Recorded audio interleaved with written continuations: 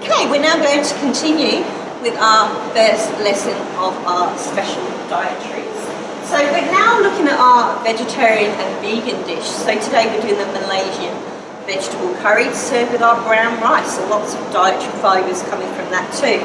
Now I'm actually just going to talk through all the ingredients with you. We have our curry paste ingredients to start with. I've already put mine all in the same bowl.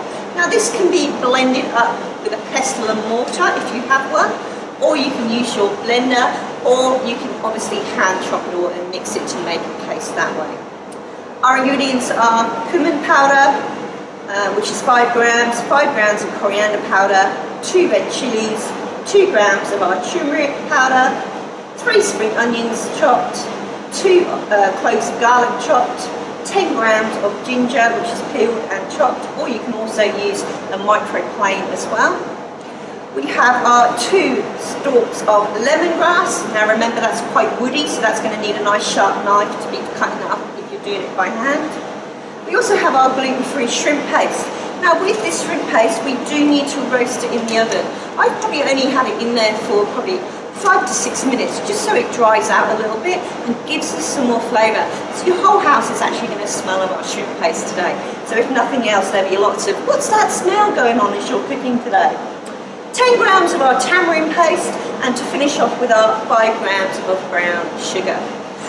In this curry as well, we also are going to be using our sesame oil to be frying this off today, with our beautiful chopped onions. We're going to have water and our coconut milk as the actual base of the curry. We have our lovely chopped cauliflower. We have our diced carrots. We have our potatoes that I've kept in some water so they're not going to be going brown as we cook. We have our diced pumpkin. We have our green beans, our florets of broccoli, and our firm tofu.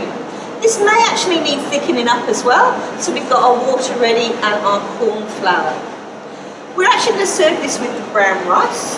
Now the brown rice needs to be 250 grams of our brown rice with 500 mils of water. Don't forget that nice pinch of salt going in there, and it's going to take roughly 30 minutes to cook that, okay? Make sure you've got a lid on your pan and keep an eye on it at the back of your stove, making sure that obviously it's cooked. You also can use the microwave for this too. If you have a microwave container with a lid, it will probably half the time. Okay guys, so just keep an eye on that. I've already got my portion of rice ready that can go into the microwave, and we also have some spare depending on whether or not you want to share this with the family or whether you just want to do a nice portion to yourself. So, with our mix today, I'm actually then going to blend everything together. So I'm now going to take out our smelly shrimp paste and put it all in, and then I'm going to make that paste ready to be fried off with our sesame oil, and then we can carry on with the rest of our ingredients. Alright, so we now continue with our Malaysian curry today. We now have our paste that's nicely blended up, ready to use. We actually did put a little bit more water in there just to make sure that it is more of a paste rather than it's too dry. So you might need to add a little bit of water to yours when you do it. So now we're going to go over to the stove. We've got our sesame oil that we're using today just to cook off our curry. So let's make a start on that. We need to actually make sure we do cook off that paste. So we're cooking out all of our spices. We're making sure that everything's going to taste great. Your actual paste does have brown sugar in there to start with. I always find that when I'm making these style of curries, you may need to add some extra sugar just for a balance in taste, okay? So as well as our salt and pepper, we may need to add a little bit more sugar. So let's go in with our onions. And if you look at our cuts today with all of our prep, everything is all the nice same size, right? So don't have everything all different sizes, because that will obviously mean it's all going to cook at different times. Using your knowledge you already have, we know that we are going to need to put our root vegetables in first, because they take the longest to cook, which means we're going to go with our potatoes and our carrots. I would normally follow them with our cauliflower, and then looking at more of our softer ingredients with the pumpkin, the broccoli and the beans.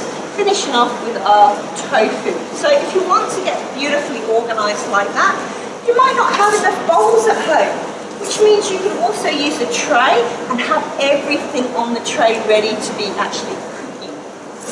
Alright, so we're going to continue just frying off our onions. And just use a little bit more oil in there as well. Okay. Yeah, beautiful. Thank you very much, Chef. Let's go with a little bit more of our vegetable oil just to be able to cook out those spices properly. And you also need to be thinking about some nice garnish. You might have some extra things growing in your herb garden. Beautiful. Go in with our paste. And now you should start to be able to smell all those beautiful ingredients cooking out. What heat, Chef, have you got your pan on there? So I actually have it on a sort of a medium heat. Don't go too hot. We don't want to be burning our paste that we're here doing. We just want to be frying it off. Okay, guys? Don't have a massive flame underneath, but obviously don't have it too cold either. We want to make sure we're cooking out all of those beautiful spices that are going in our pan here. So that extra oil that you put in is going to help that with that cooking of that paste, isn't it? Yeah, definitely. That extra little bit of oil. I wouldn't use an extra sesame oil. Remember, that's really, really strong. Just go with a little bit of extra vegetable oil that you should have at home. Canola, I use rice bran oil at home, so it's nice and healthy. So any of those, even rapeseed oil, would be good as well. So our paste is slowly cooking off. Now your recipe says to add your coconut milk and half of the water. So make sure we can trickle some more water in as we go if we need to cover our vegetables. Alright guys, so maybe don't add all of the liquids in yet. We can add some as we go and as we cook. So in with our coconut. Now all the colours are starting to come out from our paste as well, so we start to add all of the different things now into our curry, and I will show you just how beautiful that's starting to already look. Looks good. So how did you know when that paste was ready to take that coconut? So you're only lightly frying the actual paste. You don't need to be cooking it so it goes dry or starts to catch on the bottom of the pan. Yeah. You want to make sure that it's obviously just starting to cook out, and you'll be able to smell everything coming through. You know, put your hand over your pan, you should be able to get all of those beautiful flavours coming through. Add half of our water, and even at this stage, there's nothing stopping you from tasting this paste just to see how it starts off, and then you've got something to work with as well, with our seasoning towards the end. So let's have a taste of our paste already.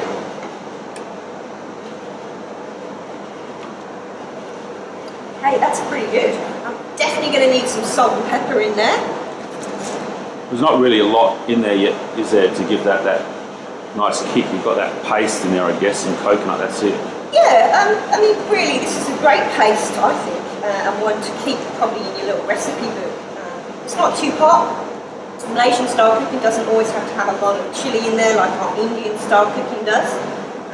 But definitely that subtleness needs to be in our actual curry to obviously cook and have all the intensity going through our products. So now I'm just going to add our beautiful diced potato, making sure all the water has been removed, and our carrots. And we can start slowly cooking that up. Turn the heat up a little bit now, just so that starts to cook.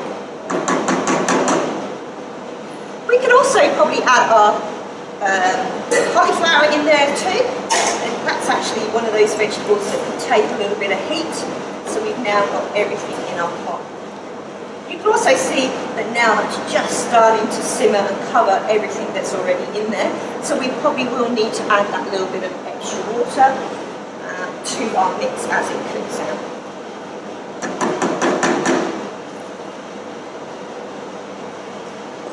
Keep an eye on your brown rice if you're cooking it at the same time now, making sure that it doesn't catch.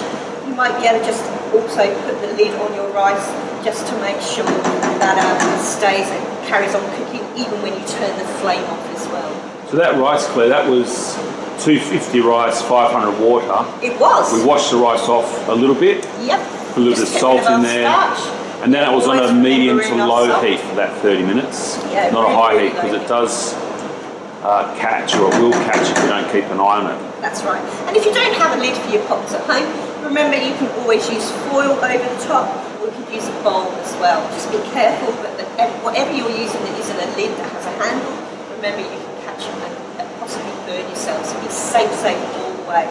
Make sure you have everything organised that you're going to need before you start cooking. So you're not also walking away from this. Just keep an eye on it the whole time that you're cooking.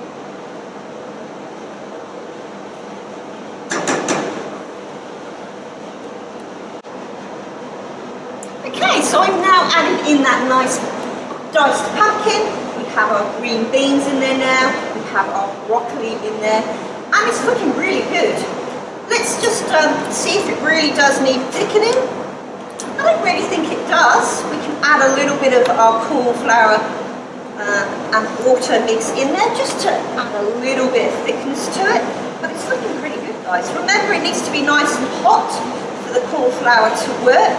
Alright, so just add a little bit. It will help us have all those vegetables coated with our beautiful curry mix, our curry sauce. Alright, so we can now turn that off and we can start to serve. Claire, can I have a look? Can you hold that on Of course you can. on the side a bit for me, and I'll try and zoom in a bit. Here we go. I'm actually going to bring it over here for you. You tricked me there.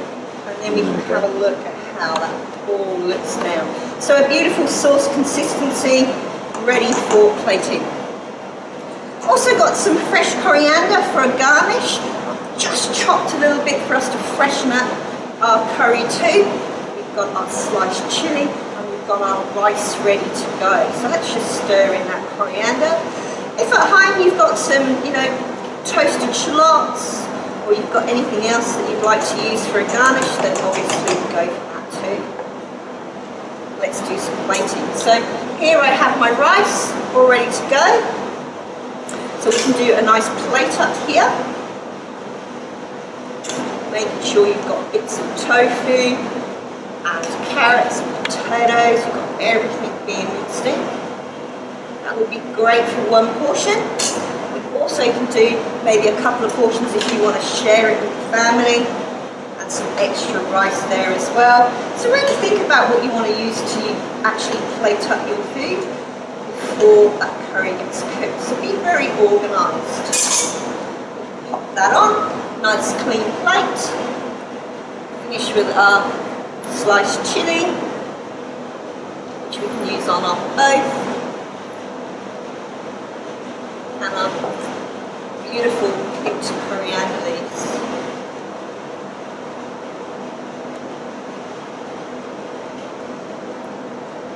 And there we have, guys, our beautiful Malaysian vegetarian curry. Enjoy!